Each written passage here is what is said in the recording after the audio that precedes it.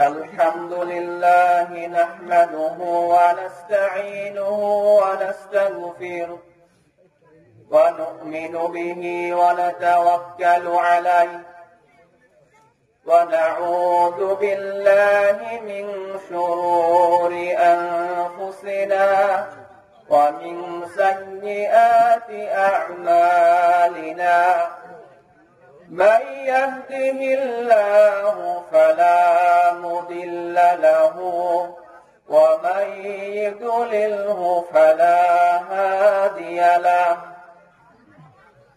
أشهد أن لا إله إلا الله وأشهد أن محمدا عبده ورسوله أرسله بالحق بشيرا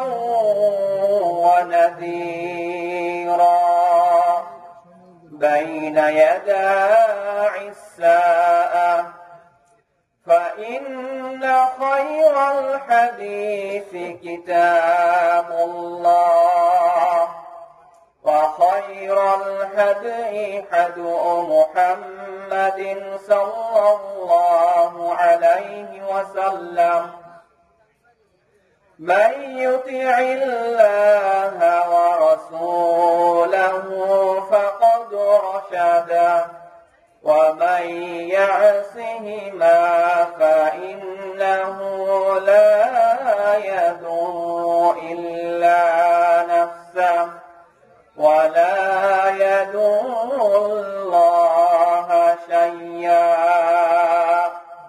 أما بعد فأعوذ بالله من الشيطان الرجيم بسم الله الرحمن الرحيم إن الذين قالوا ربنا الله ثم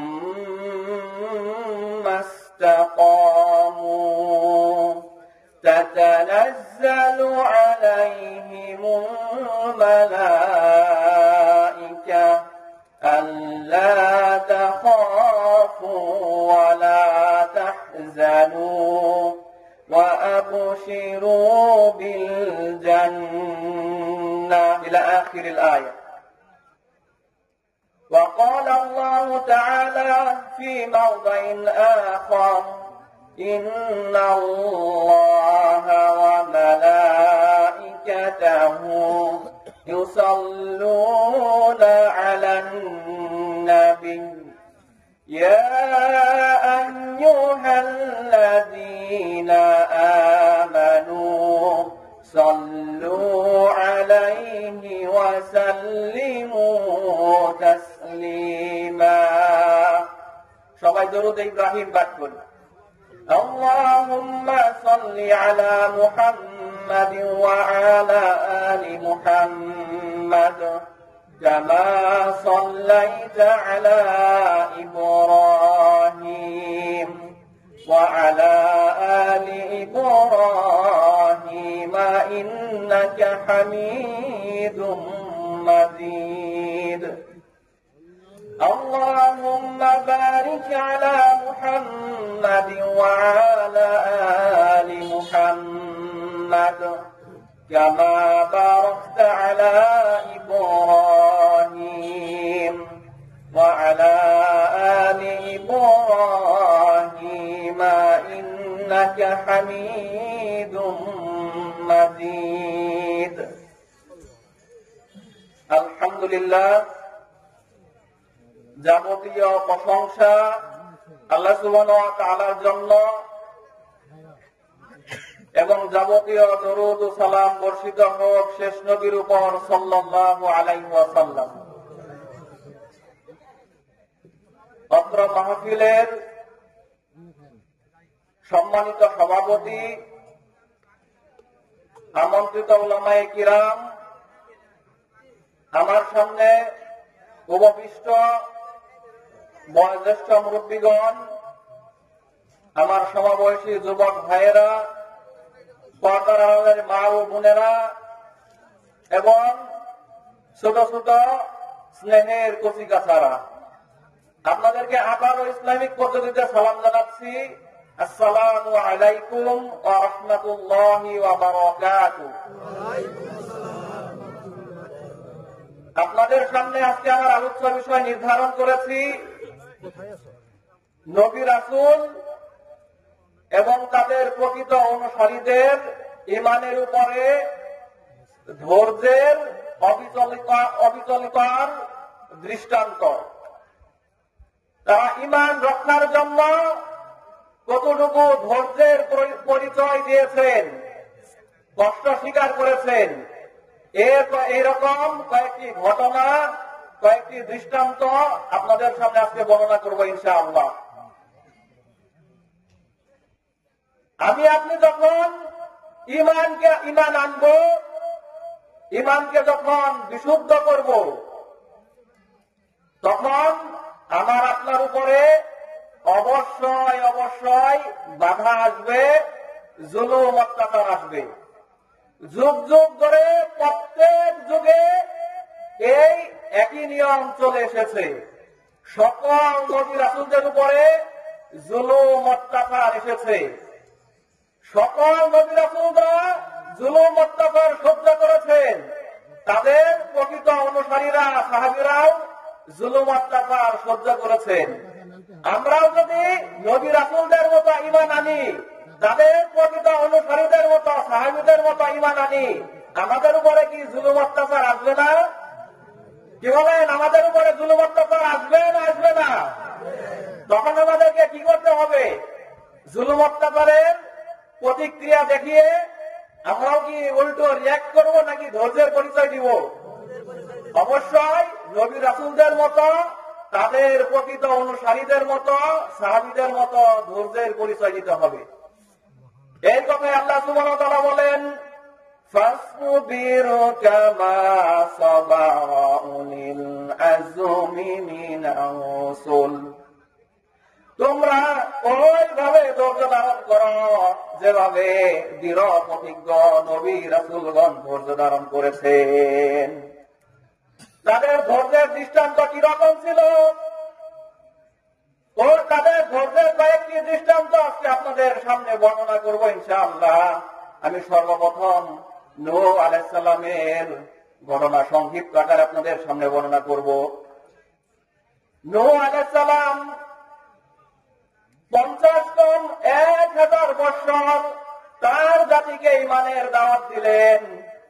তার এই ঈমানের দাওয়াতে হেদায়েত গ্রহণ করলো মাত্র সহিহ বর্ণনা অনুযায়ী 13 থেকে 14 জন লোক।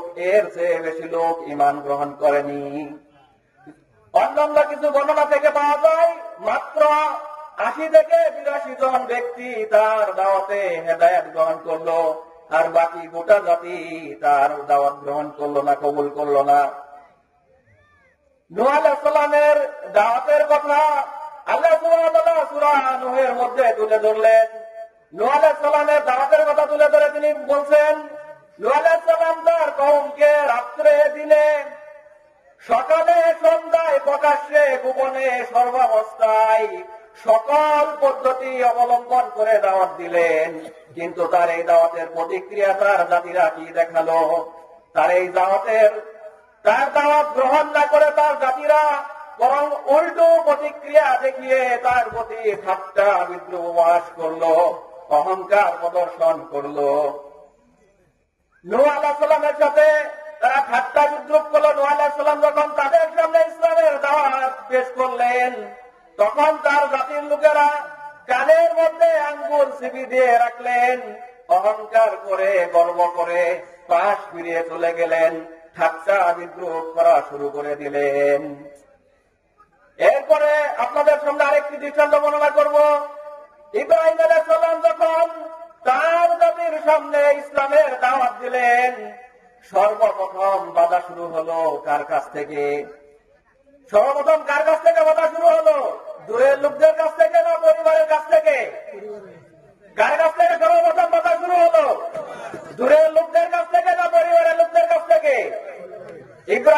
সাল্লাম যখন ইসলামের দাওয়াত দেওয়া শুরু করলেন, দূরের লোকরা আগে বাধা দিল না, দূরের লোকরা আগে প্রতিক্রিয়া দেখাল না। সর্বপ্রথম তার নিজের জন্মদাতা পিতা তার বিরোধিতা শুরু করে দিলেন।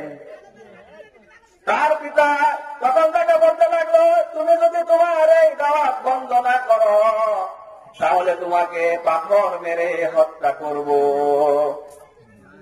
নিজের পিতা যখন নিজের সন্তানকে এইভাবে কথা বলছে, তখন এলাকার লোকেরা, জাতির লোকেরা, তারা কি ইব্রাহিম আলাইহিস সালামের সাথে ভালো আচরণ করবে? তখন নিজের পরিবার যদি আশ্রয় না দেয়, এলাকার লোকেরা, জাতির লোকেরা কি আশ্রয় দিবে? জাতির লোকেরা আশ্রয় দিবে না। ইব্রাহিম আলাইহিস সালামের সাথে তার জাতির লোকেরাও তার পিতার মতো আচরণ করলো। তার জাতির লোকেরাও বলল, যদি তুমি এই দাওয়াত বন্ধ না করো তাহলে আমরা পাথর নিক্ষেপ করে তোমাকে হত্যা করব। এক পর্যায়ে তারা ইব্রাহিম আলাইহিস সালামকে হত্যা করার জন্য বিশাল অগ্নিকুণ্ড তৈরি করলো। অগ্নিকুণ্ড তৈরি করে আগুনের মধ্যে ইব্রাহিম আলাইহিস সালামকে নিক্ষেপ করা হলো। আল্লাহ সুবহানাহু ওয়া তাআলা আগুনকে ডাক দিয়ে বললেন, কুল্না ইয়া নারু কুনি বারদাও ওয়া সালামান আলা ইব্রাহিম। আল্লাহ সুবহানাহু ওয়া তাআলা আগুনকে ডাক দিয়ে বললেন, হে আগুন, তুমি ইব্রাহিমের জন্য শান্তিদায়ক ঠান্ডা হয়ে যাও। ইব্রাহিম আলাইহিস সালাম বিচলিত হলেন না। তাকে আগুনে নিক্ষেপ করা হচ্ছে, তিনি ঈমান থেকে ফিরে আসেননি। আমরা মুসলিমরা হচ্ছে ওই জাতি যে জাতিকে আগুনে নিক্ষেপ করা হয়েছে, কিন্তু আমরা ঈমানকে ত্যাগ করিনি। আমরা জ্বলন্ত অগ্নিকুণ্ডে নিক্ষিপ্ত হয়েছি, কিন্তু ঈমানকে আমরা ত্যাগ করিনি। শিরকের সাথে, কুফরির সাথে আমরা আপোষ করিনি। মুসা আলাইহিস সালামের সময় বনী ইসরাঈলরা যখন মুসা আলাইহিস সালামের দাওয়াত গ্রহণ করলেন, তাদের উপরেও অত্যাচার করা শুরু হয়ে গেল। আল্লাহ সুবহানাহু ওয়া তাআলা বনী ইসরাঈলদের পরে ফেরাউনের অত্যাচারের কাহিনী বর্ণনা করে বলেন, وَإِذْ نَجَّيْنَاكُمْ مِنْ آلِ فِرْعَوْنَ يَسُومُونَكُمْ سُوءَ الْعَذَابِ يُذَبِّحُونَ أَبْنَاءَكُمْ وَيَسْتَحْيُونَ نِسَاءَكُمْ وَفِي ذَلِكُمْ بَلَاءٌ مِّن رَّبِّكُمْ عَظِيمٌ। এইখানে আল্লাহ সুবহানাহু ওয়া তাআলা ফেরাউনের অত্যাচারের বর্ণনা দিয়ে বলছেন, যখন আমি বনী ইসরাঈলের লোকদেরকে, মুসার উম্মতদেরকে ফেরাউনের লোকদের অত্যাচার থেকে রক্ষা করলাম। ফেরাউন বনী ইসরাঈলের উপরে কেমন অত্যাচার করত, কিভাবে অত্যাচার করত, তার বর্ণনা দিয়ে আল্লাহ সুবহানাহু ওয়া তাআলা বলেন, ইউযাব্বিহুনা আবনাআকুম, তারা বনী ইসরাঈলদের ছেলে সন্তানদেরকে জন্মগ্রহণ করার পরে হত্যা করত। কি জন্য হত্যা করত? যাতে করে ইসলামের দাওয়াত বিশ্বজুড়ে প্রসারিত হতে না পারে, ইসলাম যাতে শক্তিশালী হতে না পারে, এজন্যই মুসলিমদের ছেলে সন্তান জন্মগ্রহণ করার পরেই ফেরাউন এবং তার দলবলেরা, তার লোকেরা মুসলিমদের ছেলে সন্তানদেরকে হত্যা করত। এরপরে আল্লাহ সুবহানাহু ওয়া তাআলা বলছেন, ওয়ায়াস্তাহিয়ুনা নিসাআকুম, এবং বনী ইসরাঈলের মেয়ে শিশুদেরকে জীবিত রাখত। মেয়ে শিশুদেরকে জীবিত কেন রাখত? কারণ দাসী হিসেবে তাদেরকে ধর্ষণ করার জন্য, দাসী হিসেবে ব্যবহার করার জন্য তাদেরকে তারা জীবিত রাখত। আল্লাহ তাআলা বলছেন, وَفِي ذَلِكُمْ بَلَاءٌ مِّن رَّبِّكُمْ عَظِيمٌ। এর মধ্যে অবশ্যই এক মহা বিরাট পরীক্ষা রয়েছে, তোমাদের জন্য বিশাল একটি পরীক্ষা রয়েছে, শিক্ষণীয় বিষয় রয়েছে এর মধ্যে। জাদুকররা যখন মুসা আলাইহিস সালামের উপরে ঈমান আনলেন, ফেরাউন যখন জাদুকরদেরকে একত্রিত করে মুসা আলাইহিস সালামের বিরুদ্ধে জাদু দেখানোর জন্য একত্রিত করলো, মুসা আলাইহিস সালাম যখন হাতের লাঠি ছেড়ে দিয়ে দিলেন, লাঠি যখন সাপে পরিণত হয়ে গেল, জাদুকররা তখন আল্লাহ সুবহানাহু ওয়া তাআলার মুজিজা দেখে, আল্লাহ তাআলার পক্ষ থেকে মুসা আলাইহিস সালামের মুজিজা দেখে চিনতে পারলেন। জাদুকররা চিনতে পারলো, বুঝতে পারলো যে মুসা আলাইহিস সালামের হাতের লাঠি এটা কোন জাদুর বস্তু নয়, বরং আল্লাহ সুবহানাহু ওয়া তাআলার পক্ষ থেকে সরাসরি মুজিজা। তারা যখন মুসা আলাইহিস সালামের মুজিজা দেখে আল্লাহ সুবহানাহু ওয়া তাআলার উপরে ঈমান আনলেন, মুসা আলাইহিস সালামের উপরে ঈমান আনলেন, তখন ফেরাউন কিভাবে বক্তব্য রাখছে দেখেন। ফেরাউন তখন বলছে, আমি তোমাদেরকে অনুমতি দেওয়ার পূর্বেই তোমরা কেন মুসার উপরে এবং তার রবের উপরে ঈমান আনলে? নিশ্চয় ফেরাউন হচ্ছে তোমাদের বড় গুরু, নিশ্চয় মুসা আলাইহিস সালাম হচ্ছে তোমাদের শিক্ষক, মুসা আলাইহিস সালামই তোমাদেরকে জাদু শিখিয়েছে, আর এই জন্যই তোমরা মুসার উপরে ঈমান এনেছ। লাউ কাত্তিআন্না আইদিয়াকুম ওয়ালা আরজুলাকুম মিন খিলাফ ওয়ালা উসাল্লিবান্নাকুম আজমাইন। ফেরাউন তখন বলছে, অবশ্যই অবশ্যই আমি তোমাদের হাত কেটে দিব এবং তোমাদের আড়াআড়ি ভাবে তোমাদের হাত পা কেটে দিব, আর আমি তোমাদেরকে সুবিবিদ্ধ করব তোমাদের সকলকে। জাদুকররা যখন ঈমান আনলো, আর ফেরাউন যখন জাদুকরদেরকে এইভাবে হুমকি দিল, তখন জাদুকররা কি ঈমানকে ত্যাগ করেছিল? ঈমানকে কি ত্যাগ করেছিল? ফেরাউনকে কি আল্লাহ বলে রব বলে মেনে নিয়েছিল? মেনে নেয়নি। তারা শুলিবিদ্ধ হয়েছে, তাদেরকে আড়াআড়ি ভাবে কাটা হয়েছে, তাদেরকে হত্যা করা হয়েছে। এরপরেও ফেরাউনের সাথে আপোষ করেনি, ফেরাউনের উপরে ঈমান আনেনি। যে বিশুদ্ধ ঈমান, আল্লাহর উপরে যে ঈমানকে গ্রহণ করা করেছিলেন, মুসা আলাইহিস সালামের উপরে ঈমান এনেছিলেন, ওই ঈমানকে তারা ত্যাগ করেনি, ঈমান থেকে সরে আসেননি। আল্লাহ তাআলা এই কথাই বলছেন, লা তুবলাউন্নাকুম ফি আমওয়ালিকুম ওয়া লা তুবলাউন্না ফি আমওয়ালিকুম ওয়া আওলাদিকুম ওয়া লা তাসমাউন্না মিনাল্লাযীনা ولا تسمعن من الذين أوتوا الكتاب من قبل والذين أشركوا أذى كثيرا। আল্লাহ সুবহানাহু ওয়া তাআলা সূরা আল ইমরানের 186 নম্বর আয়াতের মধ্যে বলছেন, আমি অবশ্যই অবশ্যই, এখানে আল্লাহ তাআলা বলছেন, অবশ্যই অবশ্যই তোমাদেরকে তোমাদের ধন সম্পদ এবং তোমাদের সন্তান সন্ততির বিষয়ে তোমাদেরকে পরীক্ষা করা হবে। আর তোমরা অবশ্যই অবশ্যই তোমাদের পূর্বে তাদেরকে কিতাব দেওয়া হয়েছিল, তাদের পক্ষ থেকে এবং মুশরিকদের পক্ষ থেকে তোমরা অবশ্যই বিভিন্ন কষ্টদায়ক কথা তোমাদেরকে শুনতে হবে। তাদের পক্ষ থেকে অনেক জুলুম, অত্যাচার, ঠাট্টা বিদ্রুপ তোমাদেরকে সহ্য করতে হবে। এই ঠাট্টা বিদ্রুপ, জুলুমের এই ইতিহাস নতুন কোন ইতিহাস নয়। যুগ যুগ ধরে প্রত্যেক নবী এবং রাসূলদের উপরে জুলুম অত্যাচার এসেছে, তাদের অনুসারীদের উপরে, সাহাবীদের উপরেও জুলুম অত্যাচার এসেছে। আসিয়া রাদিয়াল্লাহু তাআলা আনহা যখন মূসা আলাইহিস সালামের উপরে ঈমান আনলেন, তখন আসিয়া রাদিয়াল্লাহু তাআলা আনহাকে ফেরাউন জ্বলন্ত তেলের মধ্যে নিক্ষেপ করলেন। আসিয়া রাদিয়াল্লাহু তাআলা আনহা জ্বলন্ত তেলের মধ্যে, ফুটন্ত তেলের মধ্যে নিক্ষেপ হলেন, কিন্তু ঈমানকে কি তিনি ত্যাগ করেছিলেন নাকি? কি বলেন, ঈমানকে কি ত্যাগ করেছিলেন? ঈমানকে তিনি ত্যাগ করেননি।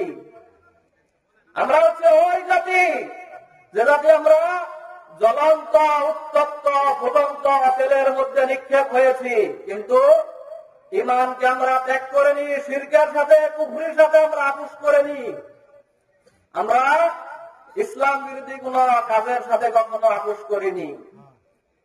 আল্লাহ সুবহানাহু ওয়া তাআলা আসিয়ার দৃষ্টান্ত দিয়ে সূরা তাহরিমের 66 নম্বর সূরার 11 নম্বর আয়াতের মধ্যে বলছেন, وَاضْرِبْ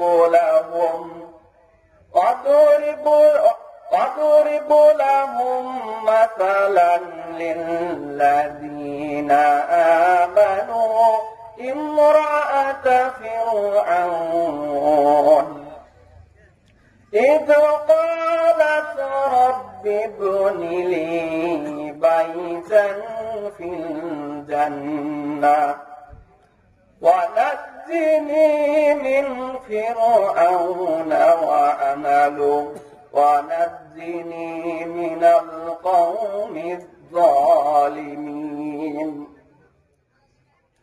এইখানে আল্লাহ সুবহানাহু ওয়া তাআলা বলছেন, হে নবী, তুমি মুমিনদের জন্য ফেরাউনের স্ত্রী আসিয়ার ঘটনা বর্ণনা করো। যখন আসিয়া অত্যাচারের যুগে অতিষ্ঠ হয়ে আল্লাহর কাছে দোয়া করে বলল, রব্বি বুনি লি বাইতান ফিল জান্নাহ, হে আল্লাহ, আর অত্যাচার জুলুম সহ্য হচ্ছে না, তুমি আমার জন্য জান্নাতে একটি গৃহ, একটি ঘর নির্মাণ করো। ওয়ানাজ্জিনি মিন ফিরআউন ওয়া আমালি, এবং ফিরআউনের অত্যাচার থেকে এবং তার এই দুষ্কর্ম থেকে, জুলুম অত্যাচার থেকে আমাকে নাজাত দাও, আমাকে মুক্তি দাও, এবং এই জালেম সম্প্রদায় থেকে আমাকে উদ্ধার করো। আসিয়া রাদিয়াল্লাহু তাআলা আনহা কে ছিলেন? ওই যুগের সম্রাটের, রাজার, পৃথিবীর মধ্যে সবচেয়ে শক্তিশালী রাজার স্ত্রী ছিলেন, রানী ছিলেন, মহারানী ছিলেন। ফেরাউনের উপরে ঈমান আনলে, রব হিসেবে মেনে নিলেই, শিরকের সাথে কুফরির সাথে আপোষ করলেই পৃথিবীতে সবচেয়ে আরামায়ে শান্তি ভোগ বিলাস করে যেতে পারতেন। কিন্তু পৃথিবীর মধ্যে সবচেয়ে আরামায়েশের ভোগ বিলাসকে তিনি ত্যাগ করলেন, সমগ্র পৃথিবীর সবচেয়ে বড় আরামায়েশকে ত্যাগ করলেন, কিন্তু ঈমানকে কি ত্যাগ করেছিলেন? ঈমানকে ত্যাগ করেননি। শিরকের সাথে কুফরির সাথে কি আপোষ করেছিলেন? শিরকের সাথে কুফরির সাথে তিনি আপোষ করেননি। আমরা মুসলিমরা হচ্ছে ওই জাতি যে জাতির আমরা নিজেদের জীবন দিয়েছি, কিন্তু শিরকের সাথে কুফরির সাথে আমরা আপোষ করিনি।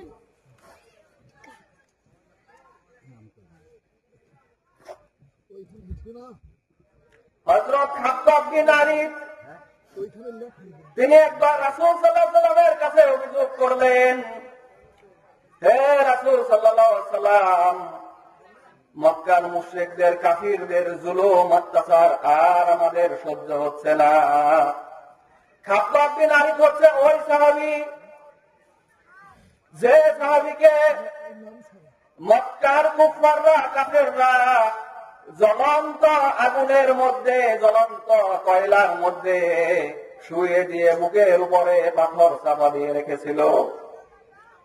তার পিঠে রক্ত এবং চর্বিগুলো গলে জ্বলন্ত কয়লা এবং লোহা নিভে গিয়েছে। অতঃপর ওই তার পিঠে স্থায়ীভাবে দাগ পড়ে গিয়েছে, ক্ষত হয়ে গিয়েছে, গর্ত হয়ে গিয়েছে। এই সাহাবী জুলুম অত্যাচার সহ্য করতে না পেরে রাসূল সাল্লাল্লাহু আলাইহি ওয়াসাল্লামের নিকট অভিযোগ করছেন, হে আল্লাহ রাসূল, আপনি কি কাফেরদের বিরুদ্ধে আমাদের জন্য দোয়া করবেন না? তখন রাসূল সাল্লাল্লাহু আলাইহি ওয়াসাল্লাম বললেন, এত তাড়াহুড়া তোমরা কেন করছ? তোমাদের পূর্বে যারা ইসলাম গ্রহণ করেছিল, ঈমানকে গ্রহণ করেছিল, এক আল্লাহর উপরে যারা ঈমান এনেছিল, শিরকে কুফরিকে যারা ত্যাগ করেছিল তাদেরকে ধরে ধরে আনা হতো, অতঃপর তাদের কোমর পর্যন্ত মাটিতে গেড়ে দেওয়া হতো, অতঃপর তাদের মাথার উপরে করাত থেকে কেটে কেটে দু খণ্ড করে ফেলা হতো। এখানে তোমরা আদর্শ কেন হচ্ছ? তোমাদের পূর্ববর্তীদেরকে করাত দিয়ে ফেলে দ্বিখণ্ডিত করা হতো, এখনই আদর্শ কেন হচ্ছ? এরপর রাসূল সাল্লাল্লাহু আলাইহি ওয়াসাল্লাম বলছেন, তোমাদের পূর্ববর্তী উম্মত যারা ছিল তাদেরকে কোমর পর্যন্ত মাটিতে গেড়ে দেওয়া হতো, অতঃপর লোহার চিরুনি দিয়ে তাদের মাংসগুলোকে হাড্ডি থেকে আলাদা করে দেওয়া হতো। তাদের সমগ্র শরীরের মাংসগুলোকে লোহার চিরুনি দিয়ে আশ্রিয়ে আশ্রিয়ে আলাদা করে ফেলা হতো। এত জুলুম অত্যাচার, এত কষ্ট জুলুম অত্যাচার, এরপরেও এই জুলুম অত্যাচারের পরেও তাদেরকে তারা ইমান থেকে, ইসলাম থেকে তাদেরকে দূরে সরিয়ে রাখতে পারেনি। তারা এই সমস্ত জুলুম এবং অত্যাচার মাথা পেতে নিয়েছেন, এরপরেও ইমানকে তারা ত্যাগ করেনি।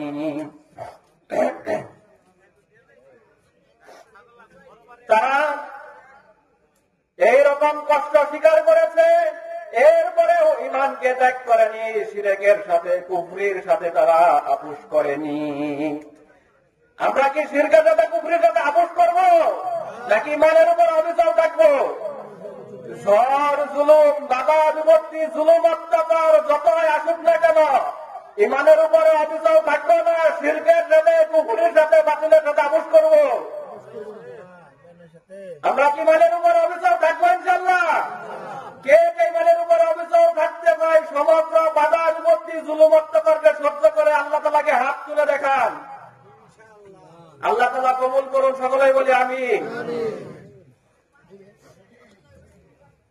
সূরাতুল বুরুজের মধ্যে আল্লাহ সুবহানাহু ওয়া তাআলা একটি কাহিনী বর্ণনা করেছেন।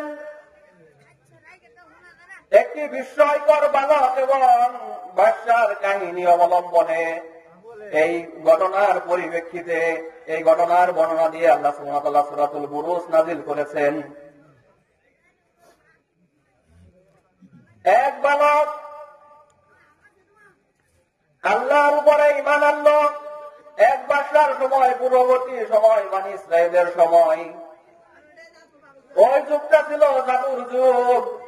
জাদুকরদের বিশাল সম্মান এবং মর্যাদা দেওয়া হতো, তাদেরকে রাষ্ট্রীয় বড় পদমর্যাদা দেওয়া হতো। প্রধান জাদুকর, বড় জাদুকর যখন বৃদ্ধ বয়সে উপনীত হলো, তখন জাদুকর বাদশাকে বলল, আমি বৃদ্ধ বয়সে উপনীত হয়ে গেছি, সুতরাং অন্য একজন বাদশা একজন ছেলেকে, যুবক বয়সের একজন ছেলেকে এই জাদুকর্ম শিক্ষা করার জন্য আমার সাথে নিয়োগ করুন। বাদশা তার কথা মোতাবেক তাই করল। ওই বাচ্চাটি, ওই যুবক ছেলেটি ওই জাদুকরের কাছ থেকে জাদু শিখত এবং মাঝখানে এক আলেমের কাছে, এক ধর্মযাজকের কাছে ইসলাম বিষয়েও শিক্ষা গ্রহণ করত। একবার জাদুকরের কাছে যেত, জাদু শিখত, আবার ওই ধর্মযাজকের কাছে গিয়ে, আলেমের কাছে গিয়ে আল্লাহ সম্পর্কে, রাসূল সম্পর্কে, ইসলাম সম্পর্কে, আখিরাত সম্পর্কে জ্ঞান অর্জন করত। ওই জাদুকর মানুষদেরকে জাদুকর্মের মাধ্যমে আল্লাহ সম্পর্কে, আখিরাত সম্পর্কে ভুলিয়ে রেখেছিল এবং জাদুর মাধ্যমে নিজেদেরকে রব হিসেবে, আল্লাহ হিসেবে উপস্থাপন করে রেখেছিল। একবার ওই জাদুকর মানুষ সমাজে ওই জাদুকরের উপরে ঈমান আনে, জাদুকরদেরকে আল্লাহ হিসেবে, রব হিসেবে গ্রহণ করে। এই জন্য জাদুর মাধ্যমে একটি বিশাল বড় প্রাণীকে রাস্তার উপরে দাঁড় করিয়ে রাখলো। মানুষজনের ভিড় জমে গেল। ওই পশু, জাদুর দ্বারা তৈরিকৃত পশু রাস্তা ত্যাগ করে না, আর মানুষরাও রাস্তা দিয়ে অতিক্রম করতে পারে না। তখন ওই যুবকটি পরীক্ষা করার জন্য যে জাদুর শক্তি বেশি নাকি আল্লাহ সুবহানাহু ওয়া তাআলারই ক্ষমতা বেশি, শক্তি বেশি, এই বিষয়টি পরীক্ষা করার জন্য ওই যুবকটি একটি সুযোগ গ্রহণ করলো। শুরুতে একটি পাথর জাদুমন্ত্র পাঠ করে ওই পশুর উপরে নিক্ষেপ করলো, কিন্তু ওই পশুর কিছুই হলো না। অতঃপর আল্লাহর নাম নিয়ে যখন ওই পশুর উপরে একটি ছোট্ট একটি পাথর নিক্ষেপ করলো, সাথে সাথে ওই ভয়ঙ্কর বিশাল দানব আকৃতির পশুটি মৃত্যুবরণ করলো। এই কাহিনীটি, এই ঘটনাটি সমগ্র দেশে ছড়িয়ে পড়ল যে যে বালক জাদুকর্ম শিক্ষা করত, ওই বালক নতুন একজন স্রষ্টার নাম নিয়ে ওই রাস্তার ওই বিশাল বড় পশুকে হত্যা করেছে। এই বালক নতুন একটি ধর্মের প্রচার প্রচারণা করতে যাচ্ছে, সুতরাং এর বিরুদ্ধে ব্যবস্থা নেওয়া প্রয়োজন। এই ঘটনাটি আস্তে আস্তে রাজার কানে চলে গেল। তখন রাজা ওই বালকটিকে ডেকে তার নিকট নিয়ে আসলেন, রাজ দরবারে নিয়ে আসলেন। রাজ দরবারে নিয়ে এসে তাকে প্রশ্ন করলেন, তুমি কিভাবে ওই পশুটিকে হত্যা করলে? নিশ্চয় তুমি আমার নাম নিয়ে হত্যা করেছিলে। তখন বালকটি বলল, আমি তোমার নাম নিয়ে হত্যা করিনি, বরং যিনি আমার স্রষ্টা, তোমার স্রষ্টা এবং সমগ্র বিশ্ব চরাচরের স্রষ্টা যিনি, আমি ওই আল্লাহ তাআলার নাম নিয়ে হত্যা করেছি। এই কথাটি যখন বালক বলল, তখন বাদশা খেপে গেল, জালেম শাসক খেপে গেল। তখন ওই বালকটিকে হত্যা করার জন্য কয়েকজন সৈন্যকে দায়িত্ব দেওয়া হলো। ওই বিশাল বড় উঁচু পাহাড়ের উপরে নিয়ে গিয়ে এই বালকটিকে পাহাড়ের নিচে ফেলে দিয়ে হত্যা করে আসো। তার কথা মোতাবেক তার সৈন্যরা তাই করল, বালকটিকে নিয়ে পাহাড়ে চলে গেল। পাহাড়ে চলে যাওয়ার পর বালকটি আল্লাহ তাআলার কাছে আশ্রয় চাইলেন, হে আল্লাহ, তুমি আমাকে রক্ষা করো। আল্লাহ সুবহানাহু ওয়া তাআলা একটি ভূমিকম্পের মাধ্যমে রাজার সব সৈন্যকে ধ্বংস করে দিলেন। বালকটি সহি সালামতে নিরাপদে আবার বাদশার দরবারে চলে আসলেন।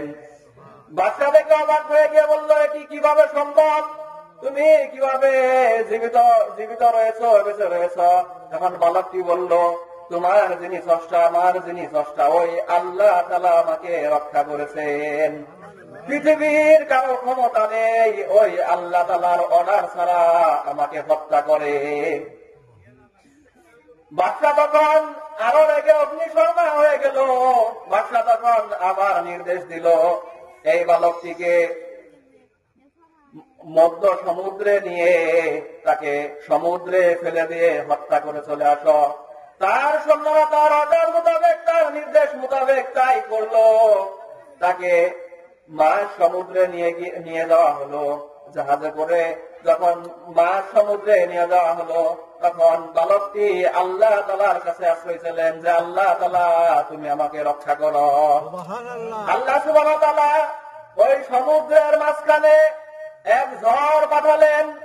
ওই সমুদ্রের মধ্যে, ঝড়ের মধ্যে বাদশার সকল সৈন্যরা মৃত্যুবরণ করলো, কিন্তু সহি সালামতে ওই বিস্ময়কর বালকটি আবার রাজ দরবারে ফিরে আসলেন। এই বালকটি পরিকল্পনা গ্রহণ করল যে, আমি আমার নিজের জীবনের বিনিময়ে ইসলামকে সমগ্র বিশ্বের কাছে পৌঁছে দিব, সমগ্র বিশ্বের কাছে ছড়িয়ে দিব। তিনি মনে মনে একটি পরিকল্পনা গ্রহণ করলেন, আর ওই পরিকল্পনা অনুযায়ী কাজ করলেন। তিনি বাদশাকে পরামর্শ দিলেন যে, আমি তোমাকে একটি পরামর্শ দিতে পারি, এই পরামর্শ অনুযায়ী যদি তুমি কাজ করো, তাহলে শুধুমাত্র তুমি আমাকে হত্যা করতে পারবে। তখন বাদশা অনেক খুশি হয়ে গেল, বলল যে সেই কৌশলটা কি? তখন ওই বালকটি বলল, যত দেশবাসী রয়েছে সমগ্র দেশবাসীকে একটি মাঠে, একটি ময়দানে একত্রিত করো। একত্রিত করার পর বিসমিল্লাহি রব্বি হাযাল গুলাম, এই বালকের আল্লাহর নামে, প্রভুর নামে হত্যা করছি, এই কথা বলে তীর নিক্ষেপ করো আমার কপালে, তাহলেই তুমি আমাকে হত্যা করতে পারবে। তার নির্দেশ মোতাবেক তাকে হত্যা করার জন্য ওই বাদশা তাই করলো। সমগ্র দেশবাসীকে একটি মাঠে একটি ময়দানে একত্রিত করে পরপর দুইবার আল্লাহর নাম না নিয়েই ওই বাদশা বালকটির কপালের দিকে বালকটির দিকে তীর ছুড়ল। কিন্তু পরপর দুইবার তীর ছোড়ার পরেও একবারও বালকটির একটি পশমেরও কোনো ক্ষতি হল না। এরপরে তৃতীয়বার বালকটি আবার স্মরণ করে দিল যে তুমি যদি এইভাবে 1000 বার আমার দিকে তীর নিক্ষেপ করো, এরপরেও তুমি আমাকে হত্যা করতে পারবে না। তুমি যদি আমার শিখানো পদ্ধতিতে আমাকে তীর নিক্ষেপ করো, তাহলে তুমি আমাকে হত্যা করতে পারবে। তখন ওই বাচ্চা ওই বালকের শিখানো পদ্ধতিতে বিসমিল্লাহি রব্বি হাযাল গুলাম এই কথা বলে বালকটির কপালের মাঝ বরাবর তীর নিক্ষেপ করলো। তীরটি বালকের কপালের মাঝ বরাবর ঢুকে পিছনের দিক দিয়ে বের হয়ে গেল, আর বালকটি ওইখানেই শুয়ে পড়ল। তখন সমগ্র দেশবাসী বলে উঠল যে বাদশা পরপর দুইবার এই বালককে হত্যা করার চেষ্টা করেছে, কিন্তু হত্যা করতে পারেনি। এরপরে পরপর দুইবার তীর নিক্ষেপ করেছে, আল্লাহর নাম নেওয়া ছাড়া তীর নিক্ষেপ করেছে, তখনও হত্যা করতে পারেনি। এরপরে তৃতীয়বার যখন আল্লাহর নাম নিয়ে তীর নিক্ষেপ করেছে, তখনই এই বালকটি মৃত্যুবরণ করেছে। সুতরাং আল্লাহ বলতে, সৃষ্টিকর্তা বলতে, মহা ক্ষমতাশালী এক সত্তা বলতে কেউ না কেউ অবশ্যই রয়েছে। তখন সমগ্র দেশবাসী আল্লাহ সুবহানাহু ওয়া তাআলার উপরে ঈমান আনলেন। বালক মনে মনে এই কৌশল করেছিলেন, নিজের জীবনের বিনিময়ে ইসলামকে সমগ্র দেশবাসীর নিকট পৌঁছে দিলেন। আজকে কি আমাদের মধ্যে এইরকম যুবক কি রয়েছে? এইরকম যুবকের অনেক প্রয়োজন আজকে, যারা নিজেদের জীবনের বিনিময়ে ইসলামকে সমগ্র বিশ্ববাসীর কাছে পৌঁছে দিবে। এইরকম যুবকের খুবই আজকে প্রয়োজন। দেশবাসী যখন আল্লাহ তাআলার উপরে ঈমান আনলো, তখন বাদশা রেগে অগ্নিশর্মা হয়ে গেল। তখন বাদশা তার সৈন্যদেরকে নির্দেশ দিল, একটি বিশাল অগ্নিকুণ্ড স্থাপন করো। অগ্নিকুণ্ড স্থাপন করার পর যারা যারা আল্লাহর উপরে ঈমানকে ত্যাগ না করবে, আমার উপরে যারা ঈমান নিয়ে না আসবে, তাদেরকে ওই অগ্নিকুণ্ডের মধ্যে তাদেরকে নিক্ষেপ করো। শত শত মানুষ, হাজার হাজার মানুষ অগ্নিকুণ্ডে নিক্ষিপ্ত হয়েছেন, কিন্তু আল্লাহ তাআলার উপরে ঈমানকে ত্যাগ করেননি। আমরা মুসলিমরা হচ্ছে ওই জাতি, যে জাতির আমরা অগ্নিকুণ্ডে নিক্ষিপ্ত হয়েছি, কিন্তু আমরা আল্লাহর উপরে ঈমানকে আমরা ত্যাগ করিনি। শিরকের সাথে, কুফরির সাথে, বাতিলের সাথে আমরা আপোষ করিনি।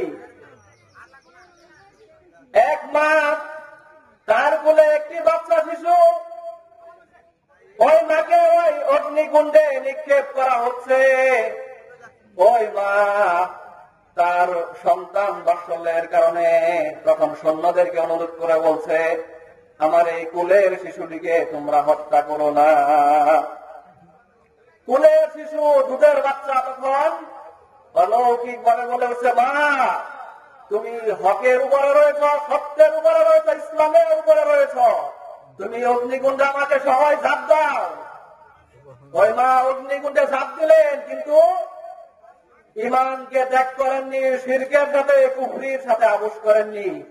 ওই জালেম শাসকের উপরে ঈমান আনেননি, তাকে রব বলে, আল্লাহ বলে মেনে নেননি। এই ঘটনা বর্ণনা করে আল্লাহ সুবহানাহু ওয়া তাআলা সূরাতুল বুরুজের মধ্যে বলেন, আস-সামা'i যাতিল বুরুজ ওয়াল ইয়াউমিল মাউউদ ওয়া শাহিদিন ওয়া মাশহুদ কুতিলা আসহাবুল উখদুদ আন-নারি যাতিল ওয়াকুদ إذ هم عليها قعود وهم على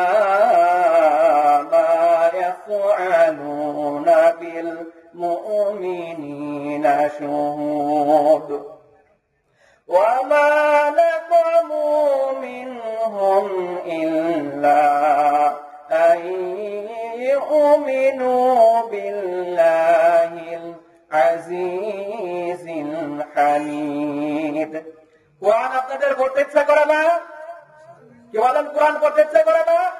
সবাই আমার সাথে পড়েন, والسماء ذات البروج واليوم الموعود وشاهد ومشهود قتل أصحاب الأخدود النار ذات الوقود إذ هم عليها قعود وهم على ما يفعلون بالمؤمنين شهود وما نقموا منهم إلا أن يؤمنوا بالله العزيز الحميد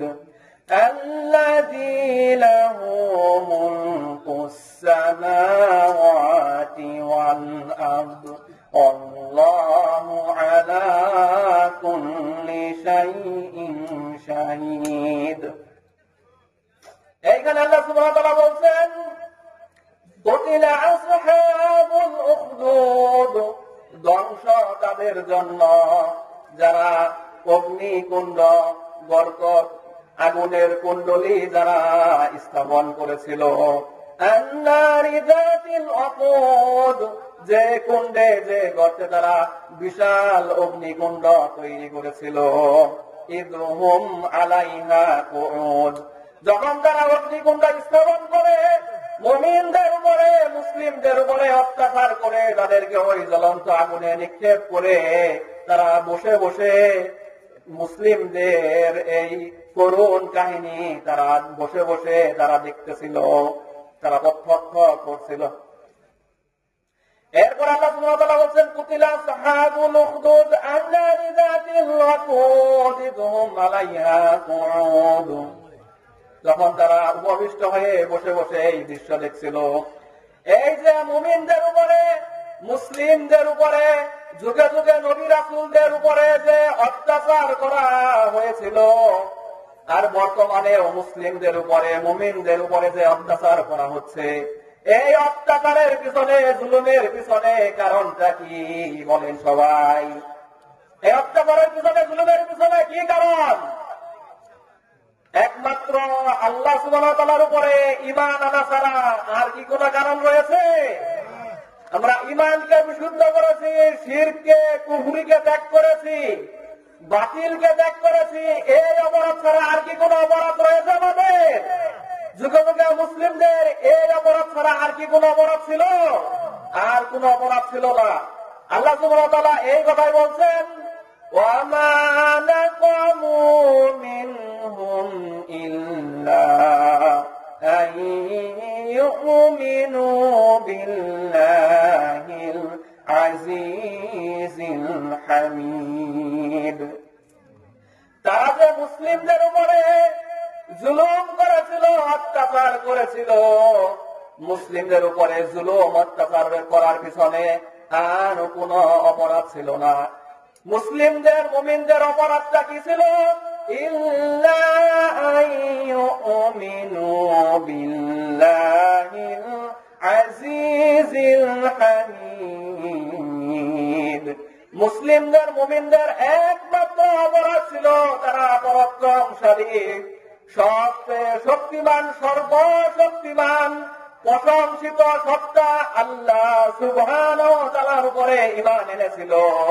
এইটি ছিল মুসলিমদের মুমিনদের একমাত্র অপরাধ। আল্লাহ তাআলা বলছেন, ওই সত্তার উপরে ঈমান আনাটাই ছিল তাদের একমাত্র অপরাধ। আল্লাযী লাহু মুলকুস সামাওয়াতি ওয়াল আরদ, যে সত্তার হাতে আসমান এবং জমিনের চাবিকাঠি রয়েছে, যে সত্তার যত্ন আসমান এবং জমিনের সার্বভৌমত্ব যে সত্তার, ওই সত্তার উপরে ঈমান আনাটাই ছিল মুমিনদের একমাত্র অপরাধ। এটি ছাড়া আর কোন কিছু মুমিনদের অপরাধ ছিল না, দ্বিতীয় কোন কিছু মুসলিমদের মুমিনদের অপরাধ ছিল না। আমাদের উপরে জুলুম অত্যাচার যতই আসুক, আমরা কি ঈমানকে ত্যাগ করব? আমরা কি শিরকের সাথে, কুফরির সাথে, বাতিলের সাথে আপোষ করব? আল্লাহ তাআলা আমাদেরকে তৌফিক দান করুন সকলে।